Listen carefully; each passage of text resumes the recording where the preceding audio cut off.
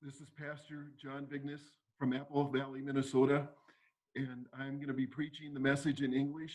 And with me is Pastor Persis Hannah from India, and she will be translating the message into Hindi. और सभी को जय मसीह की। खुदा के नाम से मैं आपके पास आता हूँ, यीशु मसीह के नाम से। और मेरा नाम पास्टर जॉन है।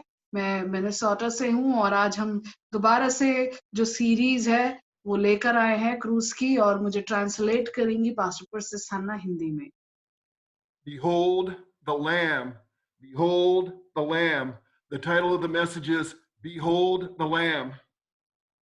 मेमने की ओर देखो, मेमने की ओर देखो। सो आज का जो हमारा वचन है वो है मेमने की ओर देखना। आज की जो क्रूज की जो सीरीज हम लोग हर संडे हर इतवार में आते हैं, तो आज की जो सीरीज है, आज का जो वचन का टाइटल है उसका नाम है मेमने की ओर देखो।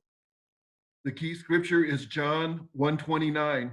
The next day John seeth Jesus coming to him and saith, Behold the Lamb of God, which taketh away the sin of the world. और आइए जरा हम वचन में देखें यूहन्ना रचित सुसमाचार उसका पहला अध्याय और 29वें अध्याय में इस प्रकार से लिखा है कि दूसरे दिन यीशु को अपनी ओर आते देखकर कहा, देखो ये परमेश्वर का मेमना है जो जगत के पाप को उठा ले जाता है। Who was he? Jesus. What did he do? He came to take away the sin of the world.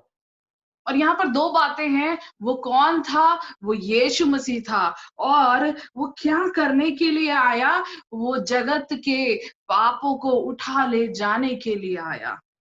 Behold the Lamb, behold the Lamb.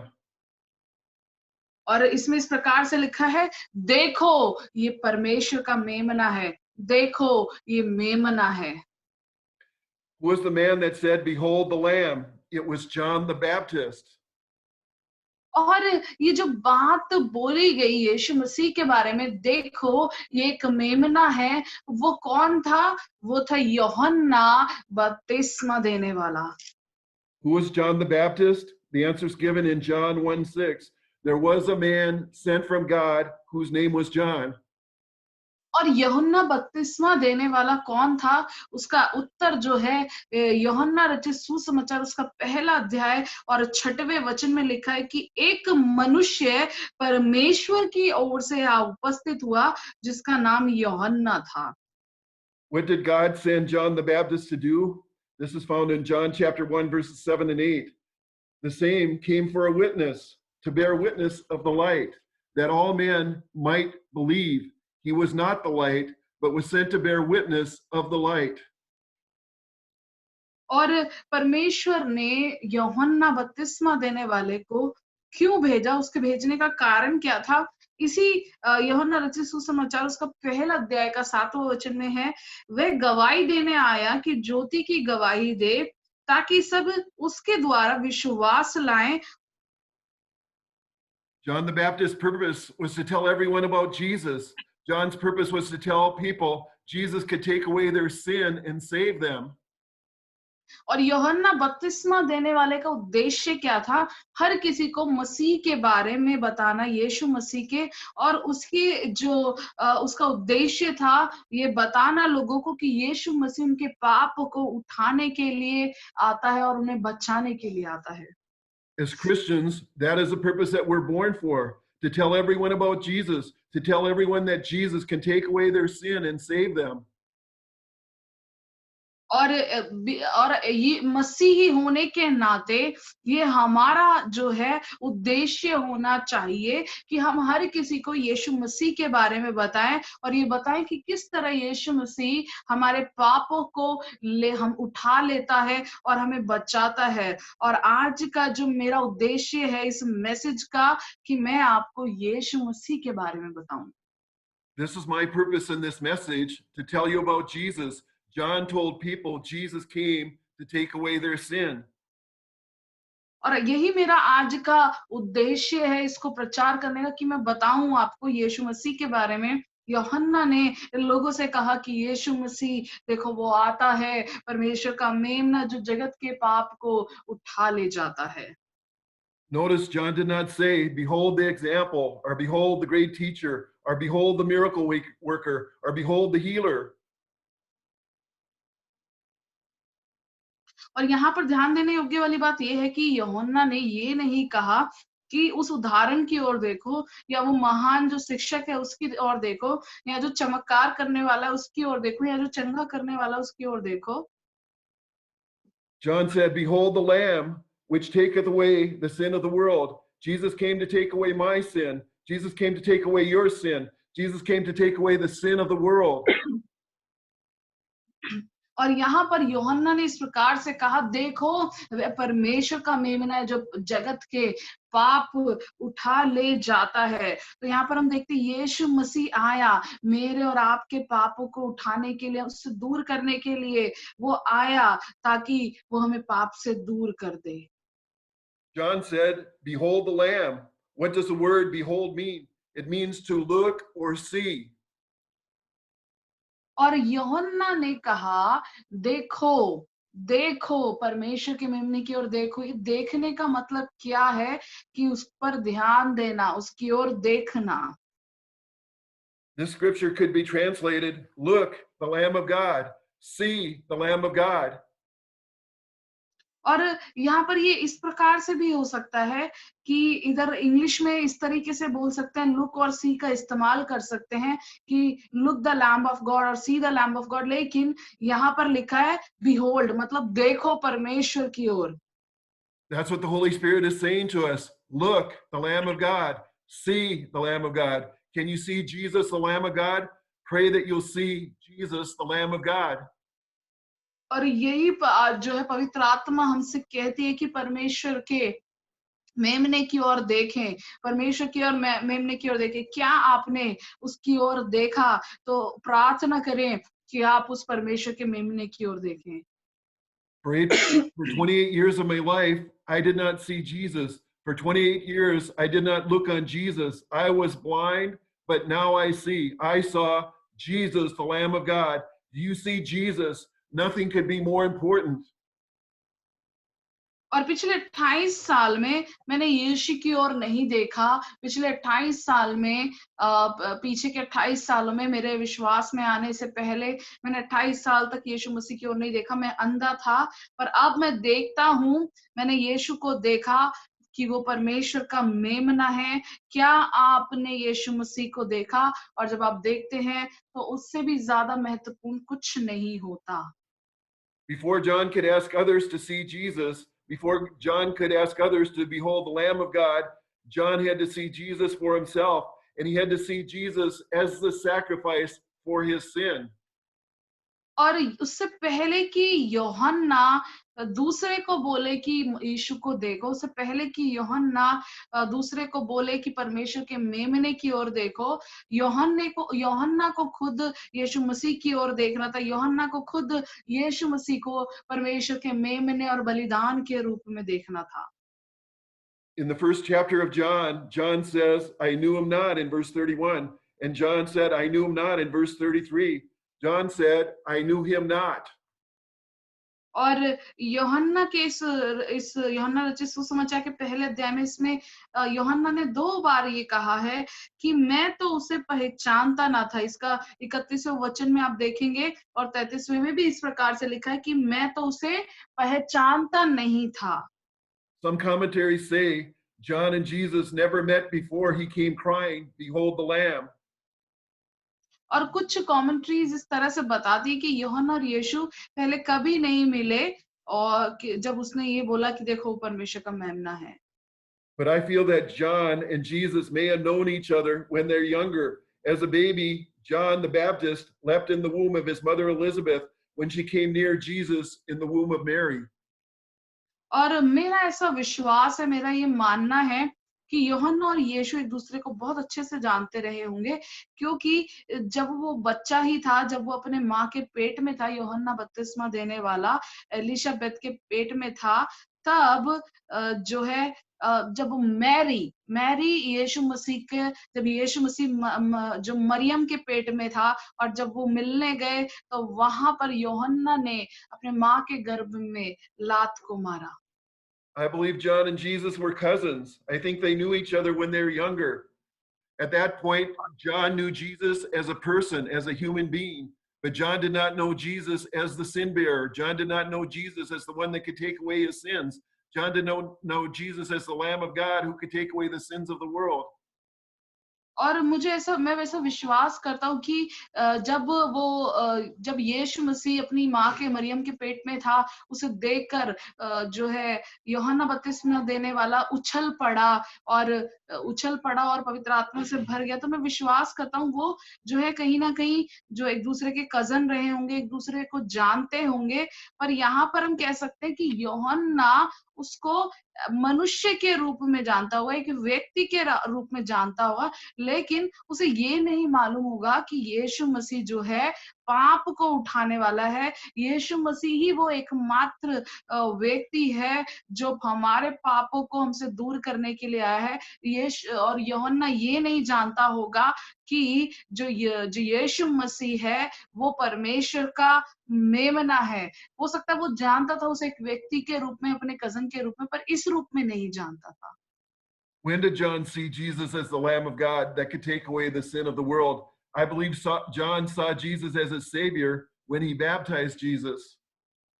और कब उसने यीशु मसीह को परमेश्वर के मेमने के रूप में देखा, जो जगत के पापों को उठा ले जाने के लिए आता है। मैं विश्वास करता हूँ उसने यीशु मसीह को उद्धारकर्ता के रूप में देखा जब वो उसको बपतिस्मा दिया होगा।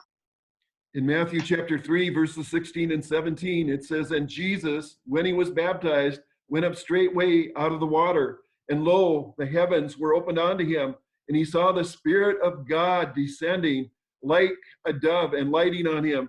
And lo, a voice came from heaven saying, This is my beloved Son, in whom I am well pleased.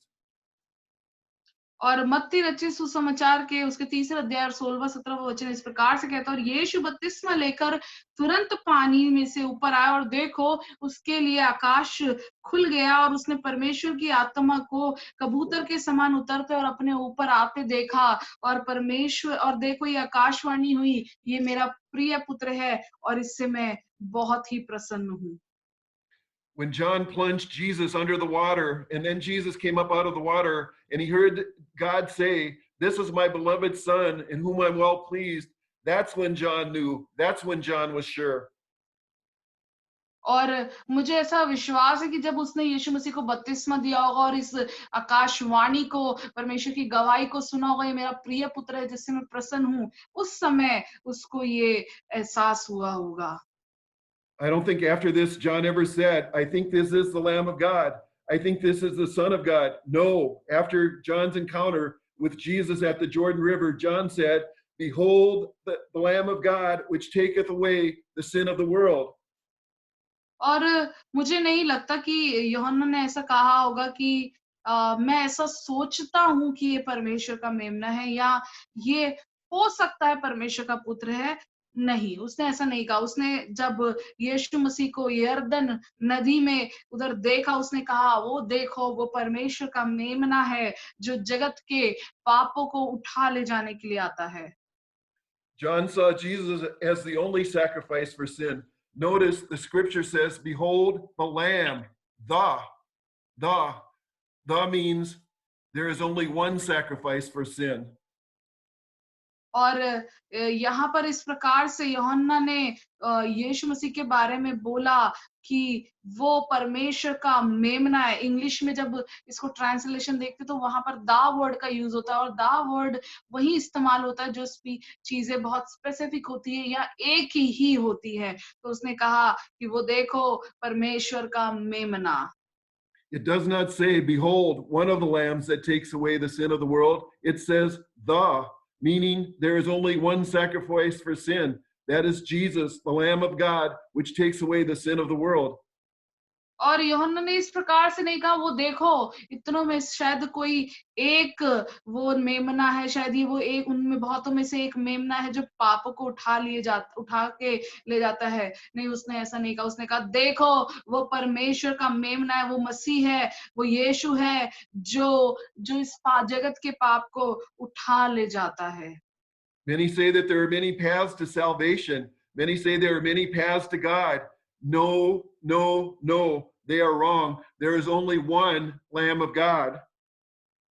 और बहुत सारे लोग कहते हैं कि बहुत सारे उद्धार के तरीके हैं, बहुत सारे लोग कहते हैं कि बहुत तरीके हैं परमेश्वर तक पहुँचने के, तो मैं आपको बताना माँगता हूँ ऐसा नहीं है, नहीं, और ऐसा नहीं है, गलत है, केवल परमेश्वर का मेमना। There is only one Lamb of God, Jesus, the Lamb of God, which takes away the sin of the world. और केवल एक ही वह परमेश्वर का मेमना है, उसका नाम है यीशु मसीह। वो परमेश्वर का केवल एकमात्र मेमना है, जो हमारे पापों को उठा लेकर जाता है। Buddha can't do it. Muhammad can't do it. The Mormons can't do it. No man can do it. Only Jesus can do it. Only the Lamb of God can do it. Jesus is the one and only Lamb that can take away your sin. और बुद्धा जो है वो नहीं कर सकता, मोहम्मद नहीं कर सकते। आजकल नई एक तरीके की सीख शुरू हुई है मॉर्मन्स की, वो नहीं कर सकते, कोई व्यक्ति नहीं कर सकते। केवल यीशु मसीह ये कर सकता है, केवल यीशु मसीह, क्योंकि वो ही एकमात्र परमेश्वर का मेमना है, जो जगत के पापों को उठा लिए जाता है। Will you let Jesus take away your sin? Will you let Jesus take away your sin right here, right now? और क्या आप यीशु मसीह को ये अनुमति देते हैं या अपने जीवन में अनुमति देते हैं कि यीशु मसीह आए और आपके पापों को उठा ले जाए इसी समय, इसी वक्त? John saw Jesus as the sacrifice of God. Focus on the two words of God, of God. और यूहन्ना ने यीशु मसीह को परमेश्वर का एक मेमना कहा, एक बलिदान कहा। तो यहाँ पर दो शब्दों को हमें देखना है, परमेश्वर का, परमेश्वर का। This means that God provided the sacrifice. God provided the precious lamb that was slain. God provided Jesus as the sacrifice. और इसका मतलब ये है कि परमेश्वर ने खुद एक बलिदान को जो है हमें दिया, खुद एक बलिदान को, मेमने को, जो बलिदान होगा, वो परमेश्वर ने खुद ही प्राविधान कराया और परमेश्वर ने खुद ही यीशु मसीह को एक बलिदान के रूप में हमें प्राविधान के रूप में दिया। When Adam and Eve committed the first sin, they ran from God. They tried to hide from God. They tried to cover their sin with fig leaves. और जब आदम और हव्वा ने पहली बार जो है पहली बार पाप को किया, तो वो परमेश्वर से भागने लगे। वो कोशिश कर रहे थे कि वो छुप जाएं, वो अपने आप को पत्तों से ढकने की कोशिश कर रहे थे। But God came looking for Adam and Eve, and he showed them how to deal with their sin in Genesis chapter 3 and verse 21. Unto Adam also and to his wife did the Lord make coats of skin and clothe them. और यहाँ पर जब वो छुप रहे थे, भाग रहे थे, तो परमेश्वर खुद वहां पर आदम और हव्वा को ढूंढते हुए आया और उन्हें बताया, दिखाया कि कैसे जब ये पाप जीवन में होते हैं उनके से डील करना है। तो ये उत्पत्ति अध्याय 3 और उसका 21वां वचन में लिखा है कि आदम और उसका पत्नी को परमेश्वर ने खुद चमड़ा से, एक जानवर को मार के उसके चमड़े से उनको ढका। Who provided the coats of skin? God did. To provide a coat of skins, what had to happen? An innocent animal had to be sacrificed. Innocent blood was shed. This symbolizes Jesus. Innocent blood was shed for us. The Bible says that there is no remission of sins without the shedding of blood. और वहां पर किसने वो उनको चमड़ा या जो त्वचा दिया ताकि वो ढके जा सके? वो खुद परमेश्वर था। परमेश्वर ने, हालेलुया, खुद वहां पर ये प्राविधान को किया। एक चमड़े का जो कोट उनको बनाकर दिया। वो कैसे बनाकर दिया? एक जानवर को वहां पर बलिदान होना पड़ा, उसका लहू वहां बहा और ये एक एक चित्र को दिखाता है कि यीशु मसीह जो इनोसेंट था, उसका जो है लहू बहाया गया और वचन कहता है बिना लहू बहाए पाप क्षमा नहीं है। All of the sacrifices in the Old Testament, all of the shed blood in the Old Testament pointed to Jesus, pointed to the Lamb of God that would take away the sin of the world. और जितना भी बलिदान हम पुराने नियम में देखते हैं, जितना भी लहू का जो छिड़काव को हम पुराने नियम में देखते हैं, वो सब यीशु मसीह की ओर इशारा करते हैं। वो सब परमेश्वर के मेमने की ओर इशारा करते हैं, जो जगत के पाप को उठाने के लिए आता है। The sacrifice that God provided was his son, Jesus, the Son of God. God has only one son, his only son. और ये बलिदान जो परमेश्वर ने प्राविधान किया, वो उसका इकलौता पुत्र यीशु मसीह, परमेश्वर का पुत्र, इकलौता पुत्र जिसका नाम था यीशु मसीह। In John 3:16 it says, "For God so loved the world that he gave his only begotten son, that whosoever believes in him should not perish, but have everlasting life." This is the first scripture that I taught my son Justin and my daughter Kirsten.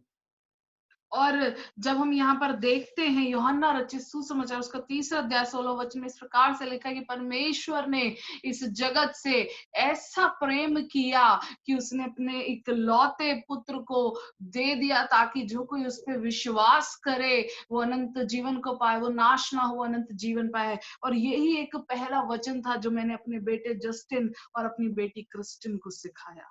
For God so loved the world that he gave his only begotten son. God gave his only son as a sacrifice on the cross for my sins, for your sins, for the sins of the world.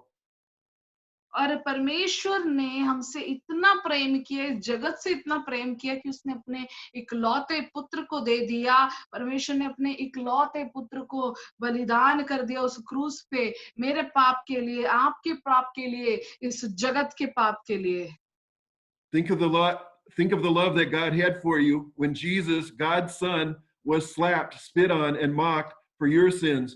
Think of the love that God had for you when Jesus, the Son of God, was beaten with a cat of nine tails beyond recognition for your sins. Think of the love that God had for you when the crown of thorns was pressed into the head of Jesus, the Son of God, for your sins.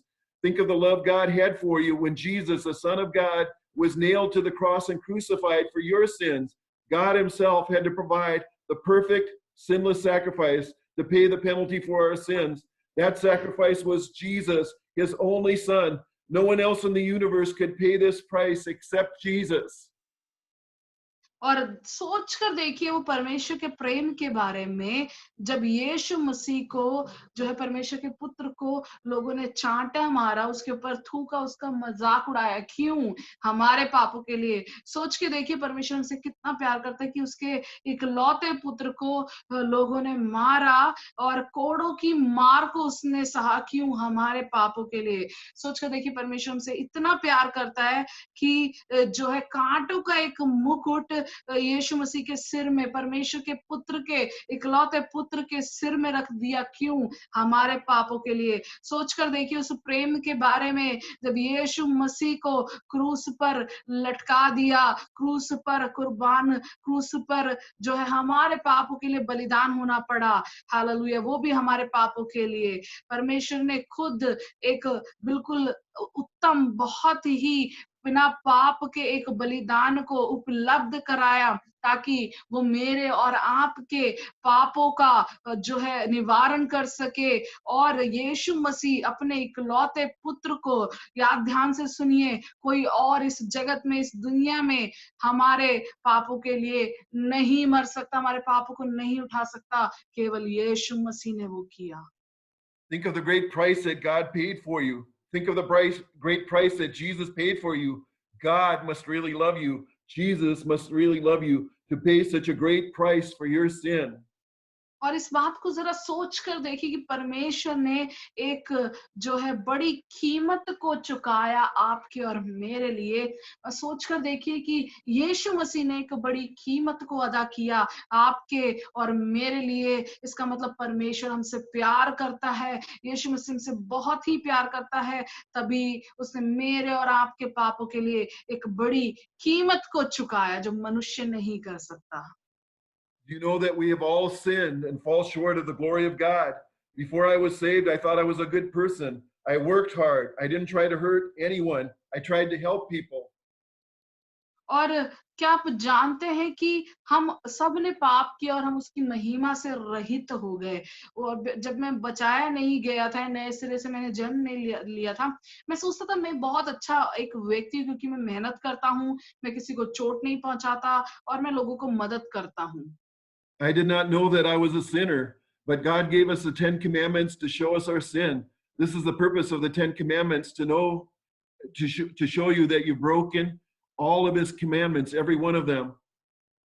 और और मैं नहीं जानता था कि मैं एक पापी हूँ, पर जब परमेश्वर का 10 आज्ञा हमको मिला तो हमने वहाँ पापों को देखा और यही 10 आज्ञा का जो मतलब है, उद्देश्य है कि हमारे पापों को दिखाना और हमें ये बताना कि हमने सारी आज्ञाओं को कहीं न कहीं, किसी न किसी रूप से तोड़ा है। I will only share two that almost everyone thinks they have not broken.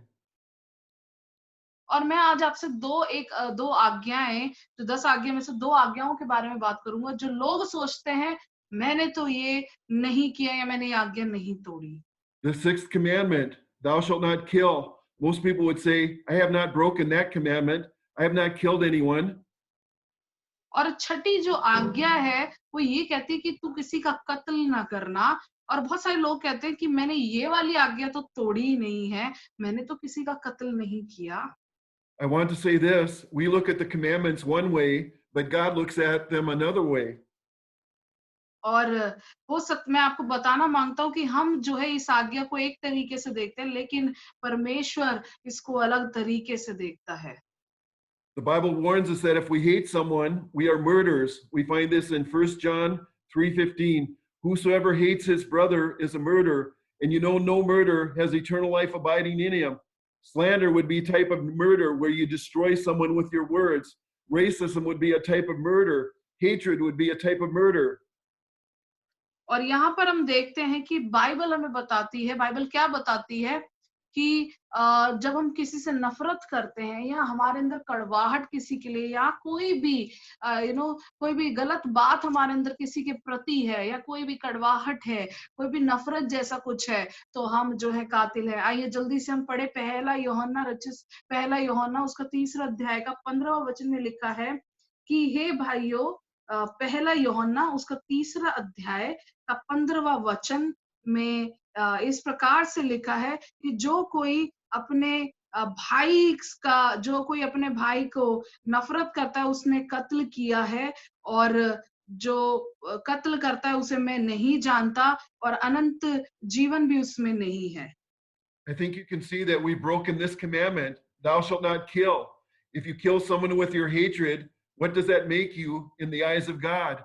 A murderer. Why should God let you into heaven?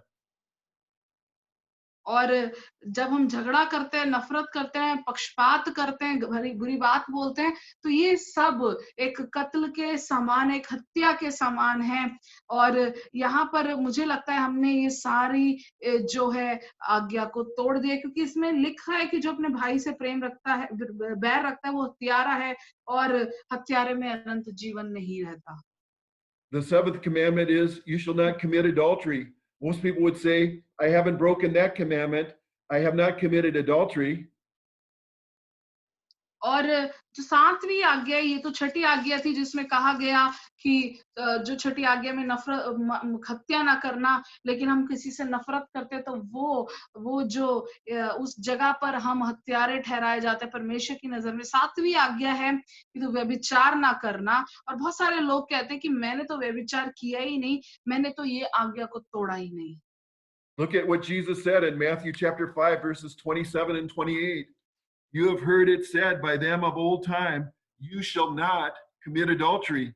But I say unto you that whosoever looks on a woman to lust after her has committed adultery with her in his heart. So Jesus said that if we have lusted in our heart about someone, we have committed adultery. If you have lusted in your heart towards someone, what does that make you in the eyes of God? An adulterer. Why should God let you into heaven? और जो 7वीं जो आज्ञा है उसमें लिखा है व्यभिचार न करना, और उसे मत्ती में उसका मत्ती रचित सुसमाचार उसका 5वां अध्याय का 27 में इस प्रकार से लिखा है वचन में, तुम सुन चुके हो कि कहा गया था व्यभिचार न करना, परंतु मैं तुमसे कहता हूँ यदि कोई किसी स्त्री पर कुदृष्टि डाले, वह अपने मन में उससे व्यभिचार कर चुका। तो जब हम मन में व्यभिचार कर चुके तो हम परमेश्वर की नजर में क्या ठहरे? हम जो है परमेश्वर की नजर में एक व्यभिचारी ठहरे। परमेश्वर हमें फिर व्यभिचारी की तरह देख लेगा। The Bible says in Jeremiah 17:9, the heart is deceitful above all things, and it is desperately wicked. Who can know it?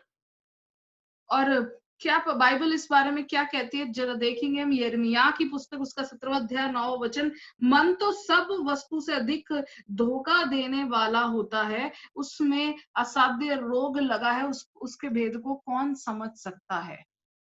Our heart is evil. Our heart is full of sin. Do you see your sin? Do you see your need for Jesus, the Lamb of God, that taketh away the sin of the world? Do you see your need for Jesus? Do you see Jesus? और हम देख सकते हैं कि हमारा मन यहाँ पर पूरी तरह से जो है जो पूरी तरह से पाप में है, पूरी तरह से पाप में है। क्या हम उस पाप को देख सकते हैं? क्या हम देख सकते हैं कि हमें यीशु मसीह की, वो परमेश्वर के मेमने की कितनी जरूरत है, जो हमारे मन के पाप को भी दूर ले जाए? क्या आप देख सकते हैं कि यीशु मसीह की आपको जरूरत है? आपको यीशु मसीह को देखना है। Jesus did not come to change you into a better person. Jesus came to take away your sin. It's not enough that you become a better person. You must deal with your sins. और यीशु मसीह केवल आपको बदल कर एक अच्छा व्यक्ति बनाने नहीं आया है, वो आपके पाप को उठाने के लिए आया है। ये काफी नहीं है कि आप बदल के एक अच्छे व्यक्ति बन जाएं, परंतु जरूरी है कि इस पाप से भी डील किया जाए। Psychology or counseling might be able to help you become a better person on the outside by working with you to change some of your negative behaviors, but psychology or counseling can't take away your sins. ये जो psychology होती है या counselling जो लोग करते हैं, मदद करते हैं, हो सकता है वो आपको मदद करे एक बेहतर इंसान बनने में बाहरी रूप से, और आपका जो एक नेगेटिव बिहेवियर है उसको बदलने में बाहरी रूप से, लेकिन वो हमारे पापों को नहीं उठा सकता। Many pastors preach a Christless gospel, which is really no gospel at all, or it is a false gospel.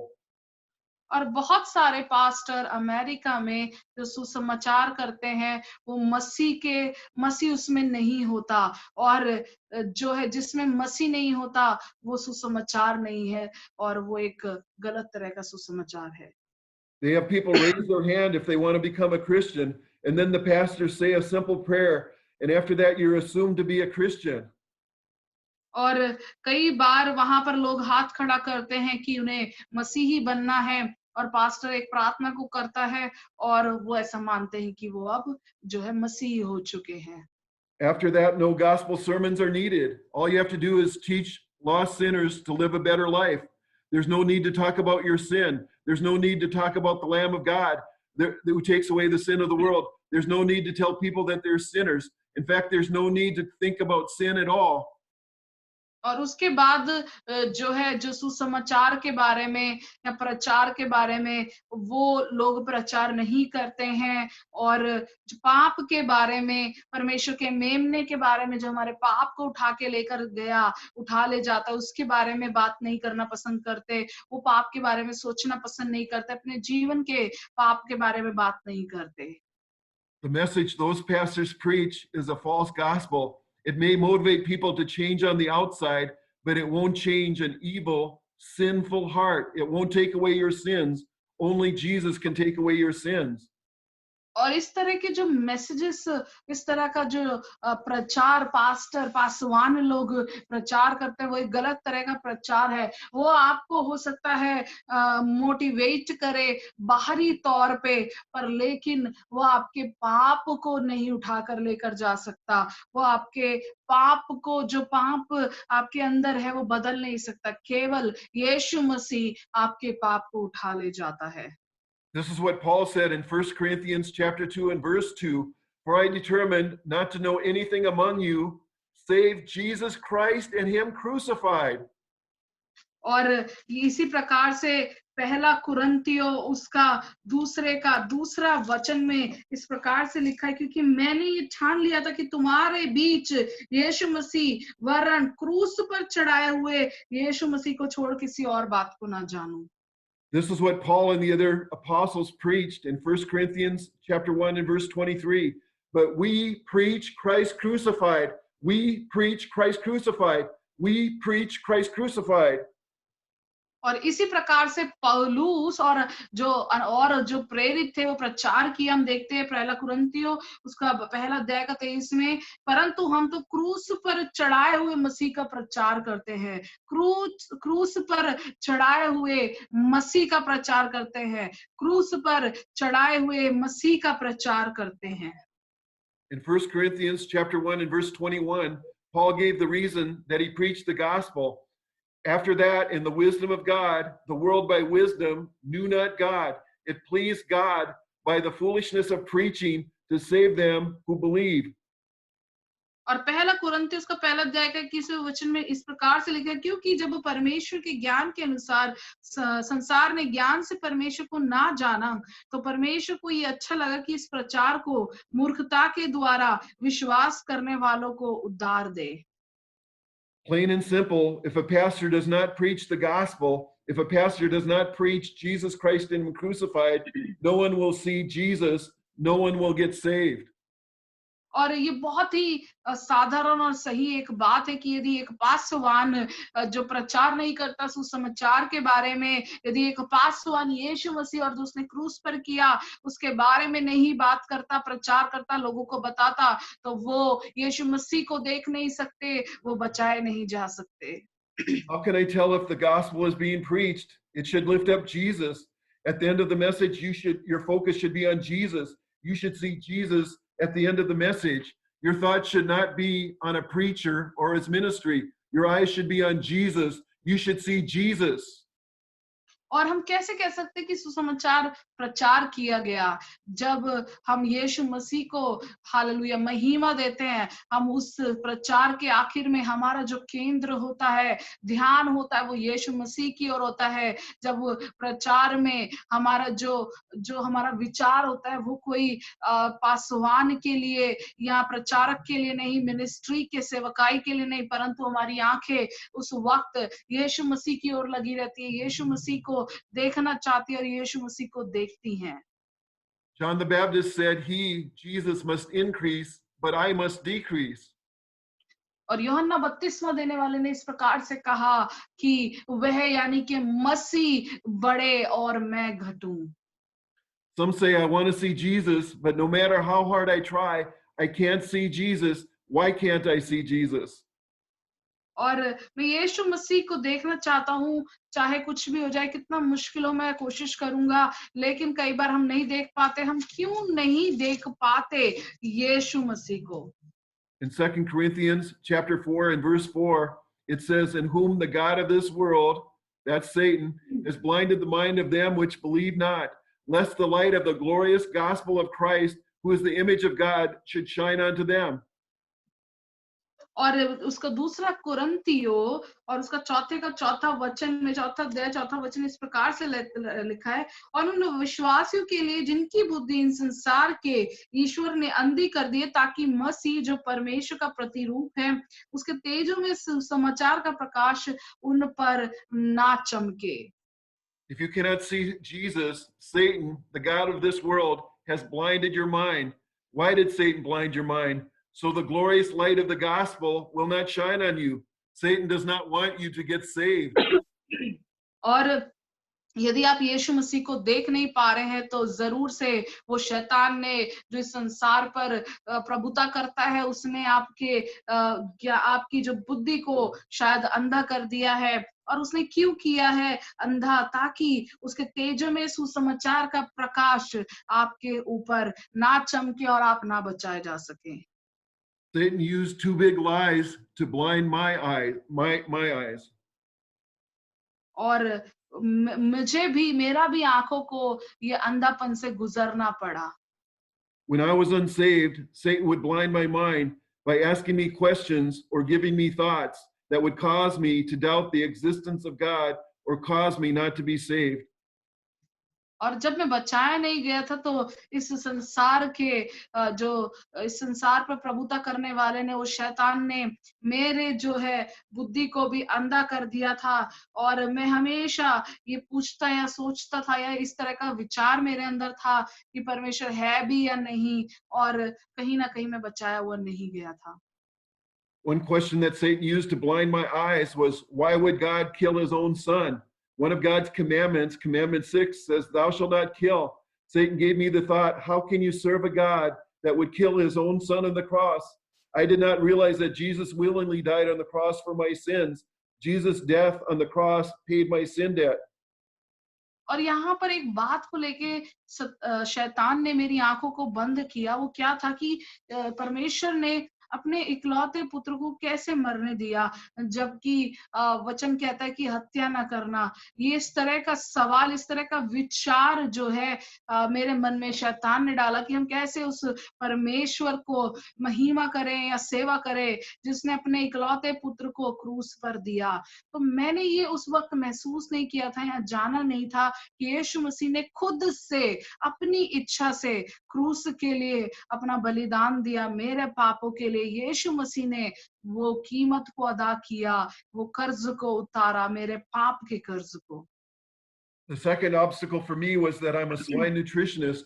I work with pigs. The Bible does not give very good scriptures about pigs. It says, don't cast your pearls before swine. Jesus drove some demons out of a person into a herd of pigs, and they ran down a hill into the sea and drowned. The Old Testament said that we could not eat pork. और दूसरा मेरे लिए बड़ा एक बहुत ही एक रुकावट वाला एक बात क्या था इसको स्वीकार करने के लिए, कि मैं जो है सुअरों के क्षेत्र में कुछ काम को करता हूँ। और इस सुअर के बारे में जो है बाइबल कुछ ज्यादा अच्छी बातें नहीं बताती है, जैसे कि एक जगह लिखा है कि अपने मोतियों को सुअर के आगे मत डाल, या यीशु मसीह ने जब वो सेना को निकाला तो वो सुअर में जाके बैठ गई और वो सब जो है फिर पानी में डूब के मर गए। और पुराने नियम में इस प्रकार से कहा जाता है कि सुअर को नहीं खाना चाहिए। In the New Testament, I found out that being a swine nutritionist was okay. I can even eat pork. I can enjoy my baby back ribs, see Jesus, and be saved. और नए नियम में और जब मैंने परमेश्वर की ओर देखा, मुझे पता लगा मैं ये खा सकता हूँ, मैं जो है इसको भी खा सकता हूँ। सो परमेश्वर यीशु मसीह को देखें और बचाए जाएं। Now you say, I want to see Jesus. How can I see Jesus? Ask God to reveal Jesus to you. In Matthew 11:27, it says, all things are delivered unto my Father, and no man knows the Son but the Father, neither knows any man the Father save the Son, and he to whomever the Son will reveal him. The Father knows the Son, God knows the Son. Ask God to reveal Jesus to you, and God will help you see Jesus. और यदि आप कहते हैं कि मैं यीशु मसीह को देखना चाहता हूँ और मैं कैसे देखूं, तो परमेश्वर को कहें कि मुझे यीशु मसीह के बारे में प्रकाशन दे। आइए देखते हैं मत्ती रचित सुसमाचार उसका 11वां अध्याय और 27वें वचन में इस प्रकार से लिखा है, मेरे पिता ने मुझे सब कुछ सौंपा है, और कोई पुत्र को नहीं जानता केवल पिता, और कोई पिता को नहीं जानता केवल पुत्र, और वे जिस पर पुत्र उसे प्रकट करना चाहे। तो यहाँ पर इस प्रकार से लिखा है, परमेश्वर जो है जिस पर प्रकट करना चाहे। I want to show you the place in the scripture where Jesus got the most excited. और मैं आपको एक वचन को दिखाना चाहता हूँ जहां पर यीशु मसीह बहुत ही ज्यादा खुश हुआ होगा, एक्साइटेड हुआ होगा। In Matthew chapter 16 and verses 13 through 17, it says, when Jesus came into the coast of Caesarea Philippi, he asked his disciples, saying, who do men say that I, the Son of Man, am? And they said, some say you are John the Baptist, some Elijah, others Jeremiah, or one of the prophets. And he said unto them, but whom say you that I am? And Simon Peter answered and said, you are the Christ, the Son of the living God. And Jesus answered and said unto him, blessed art thou, Simon Bar-Jonah, for flesh and blood have not revealed it unto you, but my Father which is in heaven.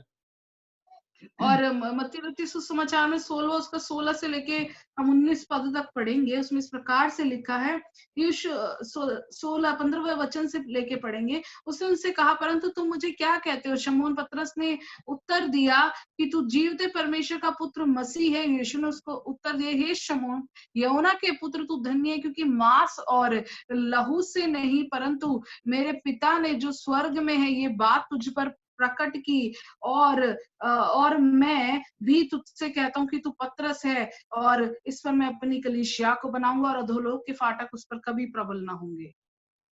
First, Jesus asked his disciples, "Who do men say that I am?"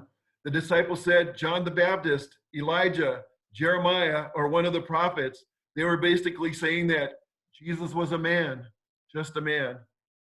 और सबसे पहले यीशु मसीह ने चेलों से पूछा कि मेरे बारे में लोग क्या कहते हैं? तो चेलों ने कहा, कोई कहता है यूहन्ना बपतिस्मा देने वाला, कोई कहता है एलिया, कोई कहता है यिर्मयाह, और कोई कहता है भविष्यवक्ता। वो जो है बेसिकली बोल रहे थे कि यीशु मसीह एक व्यक्ति है, केवल एक मनुष्य है। The second question that Jesus asked his disciples was, "Who do you say that I am?" Or you could say, "Who do you see that I am?" और दूसरा सवाल यीशु मसीह ने अपने चेलों से पूछा कि तुम्हें क्या लगता है? तुम क्या कहते हो? तुम क्या कहते हो मैं कौन हूँ? या तुम मुझे कैसे देख सकते हो? ऐसा भी हम कह सकते हैं। And Simon Peter said, "You are the Christ. You are the Son of the living God." And Jesus got excited and said, "Blessed art thou, Simon Bar-Jonah, for flesh and blood have not revealed it unto you, but my Father which is in heaven." और शमौन पतरस ने उत्तर दिया, तू जीवते परमेश्वर का पुत्र है। और यीशु मसीह ने वहां खुशी से, आनंद से कहा कि हे शमौन, योना के पुत्र, तू धन्य है, क्योंकि मांस और लहू ने नहीं परंतु मेरे पिता ने जो स्वर्ग में है तुझ पर ये बात प्रकट की है। Why was Jesus excited? God had revealed to Peter who Jesus was, the Christ, the Son of the living God. Peter saw और Jesus. No man did और this. God revealed to Peter who Jesus was. Peter saw Jesus. If you can't see Jesus, ask God to reveal Jesus to you. We have a God who answers prayer.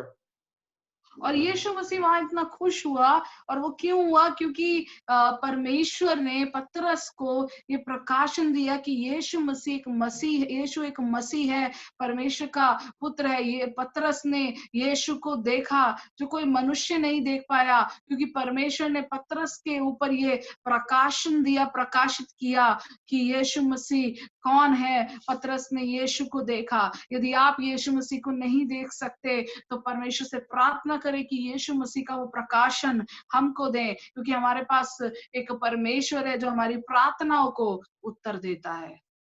The last point, the last point, John saw Jesus removing sin continually. And John said, "Behold the Lamb of God, which taketh away the sin of the world." Focus on the two words, taketh away. और आखिरी बात मैं यह कहना चाहता हूं कि यूहन्ना बपतिस्मा देने वाले ने यीशु मसीह के बारे में कहा कि वो हमारे पाप को उठाने के लिए आता है, वो हमारे पाप को उठा ले जाता है, वो परमेश्वर का मेमना है, वो देखो वो हमारे पाप को उठा ले जाता है। John is not speaking here in the past tense or in the future tense. John is talking in the present tense. और यूहन्ना जो है पूर्व बातों के बारे में नहीं कर रहे हैं, भविष्य बातों के बारे में नहीं कह रहा, वो कह रहा है उठा ले जाता है, मतलब अभी के बारे में वो बात कर रहा है। This means that the blood of Jesus is still taking away the sin of the world. The blood of Jesus has not lost its power. The blood of Jesus is washing away my sin. The blood of Jesus is still washing away your sin. इसका मतलब है प्रभु यीशु मसीह का लहू अभी भी इस जगत के पाप को उठा ले जाता है। यीशु मसीह का जो लहू है वो अभी भी उस सामर्थ्य है। यीशु मसीह का जो लहू है वो अभी भी पापों को धोता है। यीशु मसीह का लहू अभी भी पूर्ण रूप से सामर्थ्य है। Listen to what Charles Spurgeon, the Prince of Preachers, said. "I have a Savior today, as fresh and full of power as if he had been crucified this very morning for my sin. He is now as able to save me as if he were on the cross right now. His blood is always flowing forth for the removal of my guilt, eternally efficacious, ceaselessly sin cleansing. This is a truth to be looked at beyond all others. Behold, the Lamb of God, which taketh away the sin of the world. और ध्यान से सुने, Charles स्पर्जन ने एक बात को कहा है कि मेरे पास एक उद्धार करता है आज, जो हालेलुया बिल्कुल तरोताजा है, सामर्थी है, जो मेरे लिए मारा गया, लेकिन हर सुबह हालेलुया जो है मेरे पापों को धोता है, और वो मुझे बचाने की ताकत रखता है। वो क्रूस पर है, उसका लहू जो है बहता है और मेरे सारे गिल्ट को, सारे बातों को धोकर साफ करता है, और यही सच है हालेलुया जिसको हमें देखने की जरूरत है। I want to repeat that. Listen to what Charles Spurgeon, the Prince of Preachers, said. I have a Savior today, as fresh and full of power as if he'd been crucified this very morning for my sin. He is now as able to save me as if he were on the cross right now. His blood is always flowing forth for the removal of my guilt, eternally efficacious, ceaselessly sin cleansing. This is a truth to be looked at beyond all others. Behold, the Lamb of God, which taketh away the sin of the world. और मैं दोबारा से इस बात को कहना चाहूंगा, Charles स्पर्जन ने इस बात को कहा है कि मेरे पास एक उद्धार करता है जो तरोताजा है, जो पूरी तरह से सामर्थी है। वो क्रूसीफाई हुआ, लेकिन हर सुबह वो मेरे पापों के लिए, वो जो है मेरे पापों को उठाता है। वो ही केवल सामर्थी है मुझे बचाने के लिए। वो क्रूस पर इस वक्त है, उसका लहू जो है बहता है और वो मेरे सारी गिल्ट को धोता है, सारी बातों से मुझे साफ करता है, धो करके शुद्ध करता है। और यही एक सच है जिसकी ओर हमें देखना है कि परमेश्वर, वो परमेश्वर जो है, वो परमेश्वर का मेमना है यीशु मसीह, जो हमारे पाप को उठा कर ले जाता है। Behold the Lamb, look the Lamb, see the Lamb. और परमेश्वर के जो है मेमने की ओर देखो, ध्यान दो, उसकी ओर देखो। Do you see Jesus? Do you see Jesus? Do you see Jesus? क्या आपने यीशु को देखा? क्या आपने यीशु को देखा? और क्या आपने यीशु को देखा? If you see Jesus, you must trust the Lamb of God yourself. You must know Jesus for yourself. You must believe in Jesus for yourself. और यदि आपने यीशु को देखा तो आपको विश्वास करना है वो परमेश्वर के मेमने पर अपने लिए। आपको ये जानना है कि यीशु मसीह अपने लिए, आपको विश्वास करना है यीशु मसीह पर अपने लिए। If you confess your sins and ask Jesus to forgive you and put your faith in Jesus and what he did at the cross, then Jesus, the Lamb of God, will take away your sin. और यदि आप अपने पापों का अंगीकार करते हैं और यीशु मसीह से अपने पापों के लिए क्षमा को मांगते हैं, माफी को मांगते हैं और अपना विश्वास यीशु मसीह और जो उसने क्रूस पर किया उस पर रखते हैं, तो यीशु मसीह जो परमेश्वर का मेमना है वो आपके भी पापों को उठा ले जाता है।